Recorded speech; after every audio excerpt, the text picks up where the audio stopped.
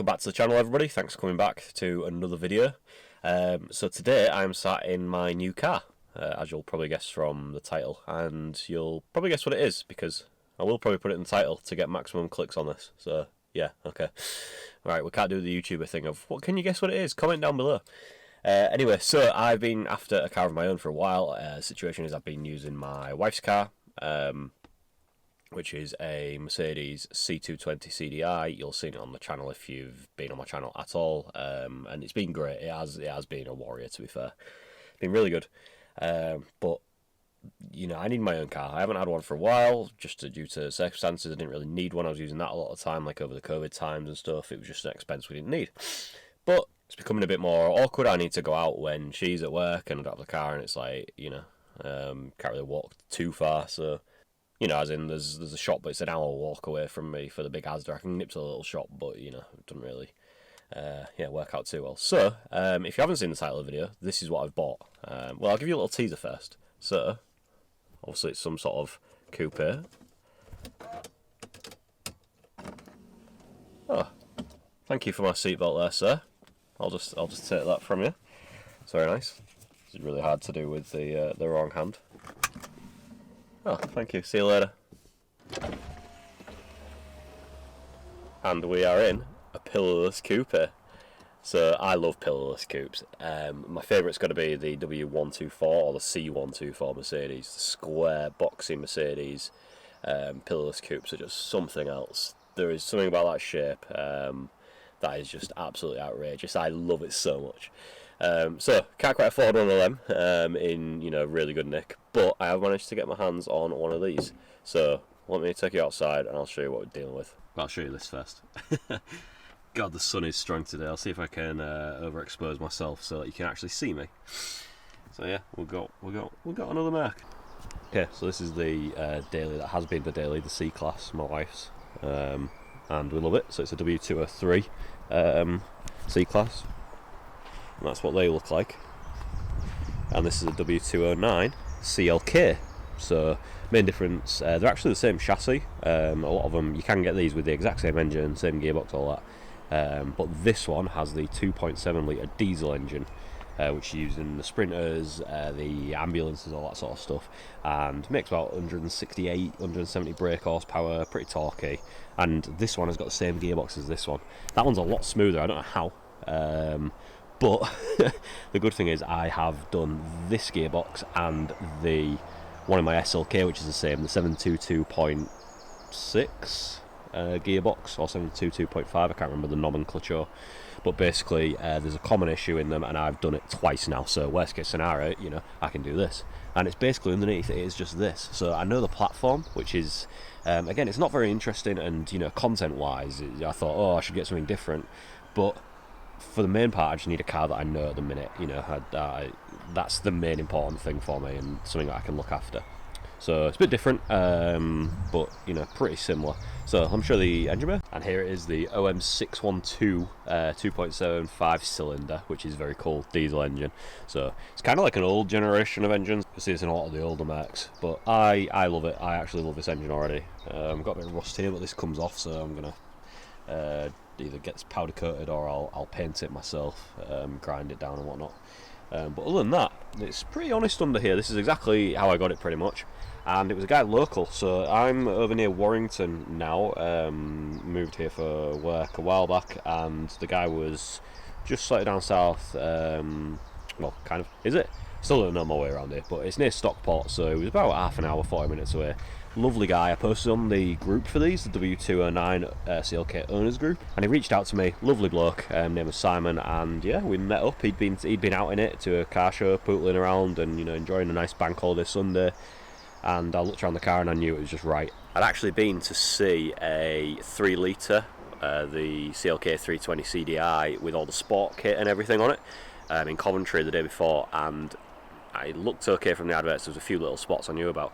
When I got there, it was definitely not okay, and it needed a bit more work than I expected. So, well, it was a shame about that, because I thought the guy was going to be honest about it, but he was to an extent. But then, yeah, just was very let down by the whole process. And actually, but the next day I ended up with this specimen, which is great. So, you know, all works out and all that. So it's on 157,000 miles. So it's coupe, pillarless, like I say. Non-sport model, so it's got this 16-inch. It's quite high. Doesn't have the sport bumpers, but there may be something in the pipeline for that. Who knows? And it's in tanzanite blue, so not silver like every other Merc seems to be. Which I've kind of softened to the silver, but this tanzanite blue is lovely. It's a deep colour. The reflection in the sun is great, and it's metallic-y. And it's a really nice colour, and it's in really good nick. Front arches are fine. Obviously, there are scuffs. It's a 2005 car, so it's getting on a bit. There's a tiny bit of lack appeal on this back bumper, and there's a tiny bit of rust just starting to bubble up on the arches. But compared to our 203, nothing like that. So these look like the C-Class from the front, but they actually have like the E-Class rear end almost. So these twin tips need to come off, needs to be debadged, but it's genuinely a pretty clean car. And actually, we convinced ourselves that it was a bit more practical because you can pull these and the seats go down, and the boot's actually probably a tiny bit bigger than the C-Class, than the W203, but the seats go down, and you've got a really long run, so, we can pretend it's practical. Don't know what this is, need to take that off. But yeah, it's a really clean car. So what we're dealing with in terms of known faults that we've got at the minute, I didn't pay a lot for this car. I'll tell you at the end, so keep watching to find out how much I actually paid for this. Known faults: the radio signal's bad on most stations apart from radio 2, but that don't matter because I've got something on the way to sort that. This mirror don't fold really well. I haven't tried it, but it's loose. I've changed both the mirrors, and I think this one twice on these for used ones because they do just go. It's something to do with the motor in there and the wires and whatnot, so at some point I'll take this apart. I'd like to get that working again because on the dash you can code in mirror fold when you're locking the car, which is quite cool. So I will get that sorted, but I'm scared to do it yet in case it just doesn't come back out. And the most pressing issue is this caliper is binding. I can hear it really bad. I can feel the heat coming off it. It's covered in brake dust.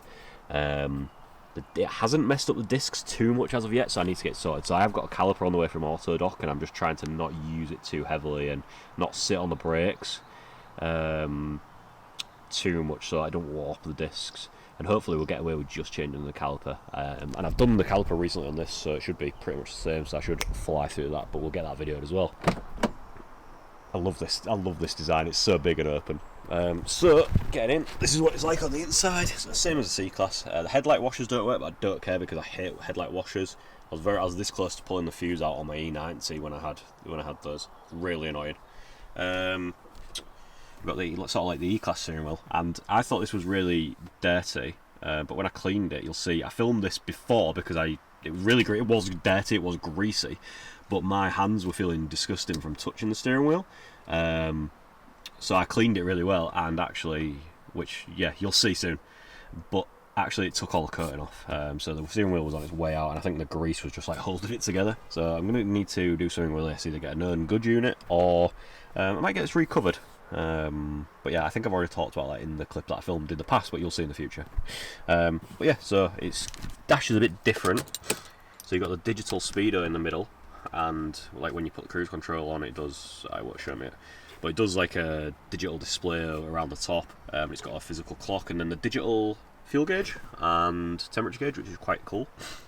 Actually pretty good on fuel. I've been doing like 40 miles to the gallon.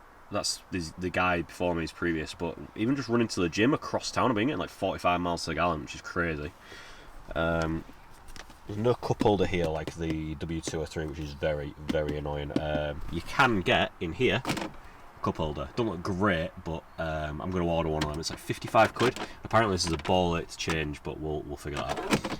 Leather seats, all manual adjustment. They don't have, usually you'd see there on that panel, they have like electric memory and folding. Maybe we can retrofit that down the line as well as the heating, because they are heated. But for now, they're in good nick, and that's going to do me just fine. This is a cool little feature. This stays up, so you can push these in, and it goes down to normal. But if you, how do you do it? There's a little release, I think. Yeah, and it stays out, so you can have it as like a raised armrest, which I've actually been enjoying. Looks a bit weird, but it's really comfy, so we'll leave that. This wood trim, well, it's a really good nick, is very, very, very in your face, so we might have to do something with and this is sticking. I don't know if I can. Oh no. Okay. Well, it was sticking the other day. Bit of investigation required on that. But yeah, the glove box sags a tiny bit in the corner. But these are all minor issues, guys. You know, I'm going to get this sorted like pretty quick. I need to pull this out because it's sticking up at the back. It'll push in that side, but not that side, so we'll fix that. We'll take it all out and just put it back in properly. It'll probably come in from the front, maybe. But yeah, I love it. And so this is what I paid. I paid £1,900 for this car, and I think this is great. It's on 157 and 413 miles. But the gearbox is actually smoother than that on 115, whatever it is, and I've had to do the conductor plate and everything on that. Gearbox is smooth, you do not feel this changing gear, it is beautiful. Engine's strong, pulls well, so for the, you know, for just having to do a caliper and like a few daft little niggly bits that you could probably get away with. I mean, I've still been using it, you know what I mean? I'm going to work, I'm going to gym in it. Functionally, it's absolutely perfect, so yeah, there's nothing wrong with it. So yeah, I cannot fault it at all, so yeah. Let me know, what do you think? Would you have paid 1,900 quid for this? He had it for $2,000, and I didn't even want to, like, I met up with a guy who was really nice, really honest, and I felt guilty, like, I didn't want to say, oh, it's 1,600 for it, or I even felt bad at, like, I was thinking 1,800, and I felt bad, so I just said, look, I'll take it off your hands, 1,900, and yeah, deal was done, followed him back to his house, and took it off him. Really nice bloke, Simon, so thank you again. I don't know if you'll watch this, or if you'll fallen asleep by the time you got to this point, but yeah, thank you very much. So, thank you guys for watching. Please consider subscribing, and I'm going to start doing some bits, tidying up a few little odd jobs in the next video. Can't promise it'll be anything amazing, but progress will ramp up as time goes on, so stay tuned for that. So thank you guys for watching. I'll see you in the next one.